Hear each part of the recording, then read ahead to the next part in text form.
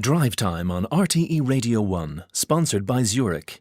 Be future ready with a pension powered by Zurich's award-winning investment performance. The Minister for Justice, Charlie Flanagan, is here in studio. Minister, thanks for coming into us. Now, 24 hours ago you were speaking to us and you were defending your decision to press ahead at that stage with a state commemoration for the RIC and the Dublin Metropolitan Police. Now it's been deferred. Why did you change your mind?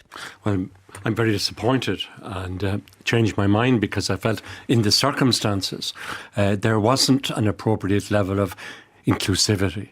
This is about a programme to foster reconciliation across the island of Ireland, acknowledging the sensitivities of the decade of centenary commemorations commencing in 2012 and moving now towards a really sensitive time.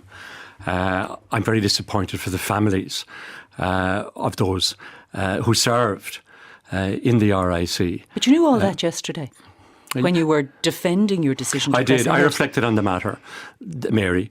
There had been proposals for protest. There had been a pretty vitriolic reaction across social media, which I felt in the circumstances was somewhat unprecedented. Was it vitriolic? Yes. I mean, we had various people out who'd issued statements, the Mayor of Clare, the leader of Sinn Féin, various people had issued statements saying they would not be attending. Yeah, they're all entitled to that, but there was another more sinister element that shouldn't be forgotten. But I'm very anxious now that we have a period of reflection.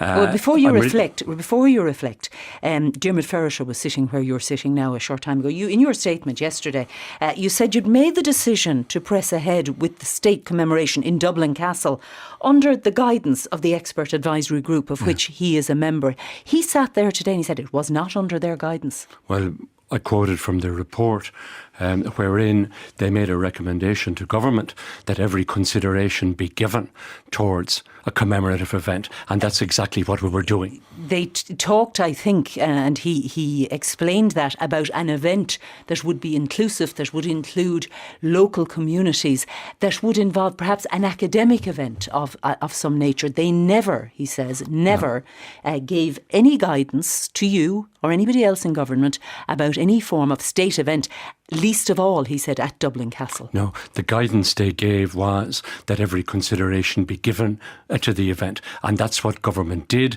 and that's what informed government. He felt you were using them as a mudguard. Not at all. I would be happy to engage further with Dr. Ferriter and other members of the committee, because I believe it's important that we act in a spirit of inclusivity here. There are many disappointed people. Yes, but tell me how ahead. You arrived at the decision to hold this event in Dublin Castle. Micheál Martin told us earlier he wasn't invited. Yeah.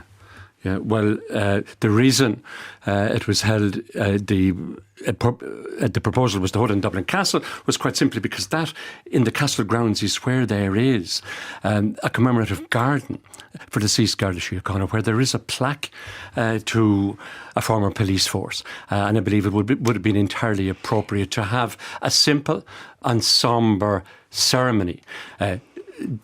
This wasn't. Whose idea was it, though? Who advised?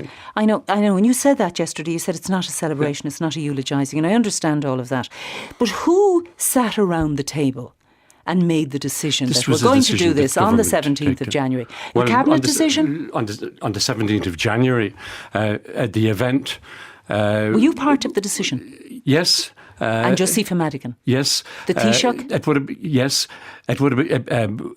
It would have been nice to have the occasion in the course of the decade of centenary commemorations. I still believe there's merit in further consideration of this, which is exactly what Dr. Ferriter's committee said. I listened to Micheál Martin. I would be happy to engage further with Micheál Martin, because I think the disappointment is on the part of the families. You didn't engage. The time to engage is before you announce an event. Did you engage with the Oireachtas group that Micheál Martin was talking about? No, we took... Did you engage with the expert advisory group? Well, not in a way that was conclusive. We did engage with the expert advisory group. Did you just engage with each other? No. We engaged with the expert advisory group. We followed the advice and guidance of the group. And, I would say now, having regard to the controversy, and I have to say the controversy here now was unprecedented over the decade of centenary commemorations. I believe it's important that a period of deferral will allow us the opportunity of seeing how best we can commemorate Irish people. So what are you going to do now? Because that's what the decade is about. What are you going to do now? Well, I'm going to engage further with the parties. I heard Eoghan Martin speak about the need for further engagement. You didn't engage with him before. That. No, I'd be happy to do it. He would have been more than welcome to come to the event. But he wasn't invited. Well, he wasn't invited, the leader of Fianna Fáil. Yeah, I decided today, having regard to the level of controversy generated, having regard to the fact that protests were proposed, having regard to the fact that... Are you on a solo run here deciding the deferral? Because the Taoiseach has been tweeting in defence of the event. Yeah, well, I felt in the circumstances... This is your decision. That this should be deferred. No, it was in consultation with other people across government. Who did you consult? I consult people at the highest level in government. Because up to, 5 to 6, your statement came out, 10 to 5 to 6, that it was deferred. Yeah. Until then, it was all systems go. No, but Mary, the statement was as a result of a period of consultation over the past 24 hours since last we spoke. I don't want a situation where people are divided. I don't want to be involved in a commemorative ceremony that results in protests of a public nature on our street.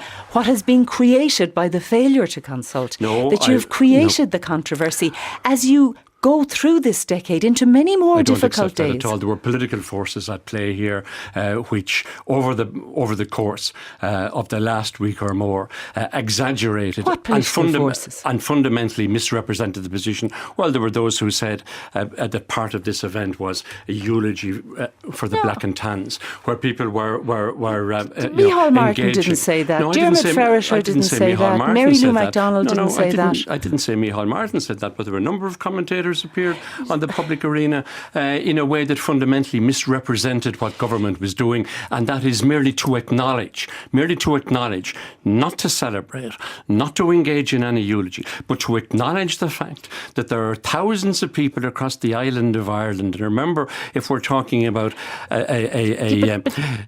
a decade of centenary commemorations. Who misrepresented it? You misrepresented it in the first place when you said you were doing it under the guidance of the advisory group. No, I don't accept that at all. I was doing it along the lines of what was suggested by the advisory group, and I quote from that when it says that positive consideration should be given. Not according to Dermot Ferriter. Yeah, but I'm not going to cross swords with Dermot Ferriter, but I would be happy to engage further with Dermot Ferriter in order to ensure that events of these natures do take place and that we don't back down from them. Back to the drawing board now. Well, a period of reflection over the next few months, but I believe it is important that we acknowledge the different traditions on the island of Ireland, and you know. And are you going to take control of this now? Well, I'm going to consult with others on this with a view towards reaching a consensus position. Who's in charge of it? Well, is it you or is it Josefa Madigan? Both myself and Minister Madigan, other ministers in government, on the matter of the various strands of the decade. When I was Minister for Foreign Affairs, I took part in at least 3 commemorative occasions, all of which were sensitive, but none of which actually resulted in the political divisiveness that unfortunately we have now. And in order to ensure, sorry for the missteps here? Are you sorry for the missteps here? I believe it's important that this event does take place. When? When will it take place? I really wish that it would take place. Before we go, because there's a general election, if not next month, by April. When will this event take place? I can't put a date on that, Mary, but I would hope that it would certainly take place in the course of the year in order to facilitate the various strands that make up Irish history and Irish society that form the basis of the decade of centenary commemorations commencing in 2012, proceeding now to 2022. Minister for Justice Charlie Flanagan, thank you for coming into us this evening.